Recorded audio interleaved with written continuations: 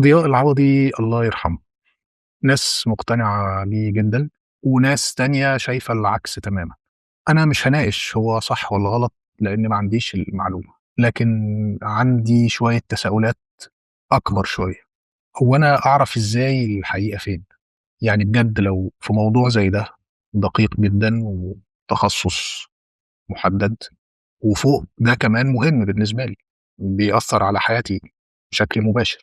فلمّا يبقى في رأيين عكس بعض تمامًا والاتنين يتكلّموا بثقة شديدة والاتنين معاهم أدلة، أنا أصدّق مين؟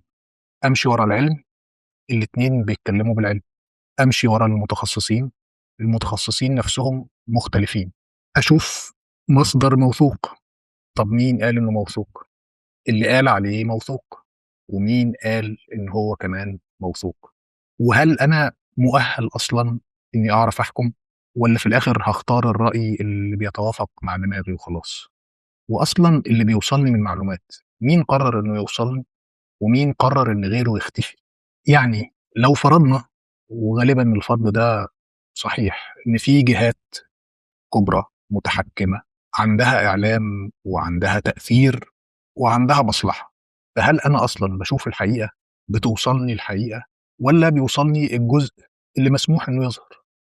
طيب أنا لو حاولت أدوّر بنفسي وأنا مش متخصص، هاقضّي عمري كلّه باقرا في أبحاث، باتعلّم كل العلوم من الصفر، والّا في الآخر هاتعب وارجع أصدّق أي حد وخلاص؟ طب الحل إني أثق وخلاص؟ طيب أثق في مين؟ وإيه المعيار؟ ممكن في حالة ضياء العوضي في شوية منطق حوالين وفاته المريبة الغريبة يخلّي الواحد يصدّق إنه ممكن يكون كلامه صح أو جزء من كلامه صح، بس أكيد ده برضه مش المعيار اللي يخلّيني أثق. طب الحل إني أشُك في كل حاجة؟ ما أنا برضه كده مش هاوصل. يبقى أنا كده محبوس بين اختيارين، أصدّق وأنا مش فاهم، أو أشُك وما أوصلش، أو أول ما ألاقي حد بيأكد اللي جوايا أصدّقه، ولو لقيت حد بيقول عكسه أرفضه من غير ما أحاول أفهم، لإني بصراحة لاحظت إن أغلبنا بنثق في أفكار من غير دليل أو بنرفض أفكار من غير دليل، بس لمجرد إنها اتقالت بدري، أول حاجة سمعناها واتكررت كتير.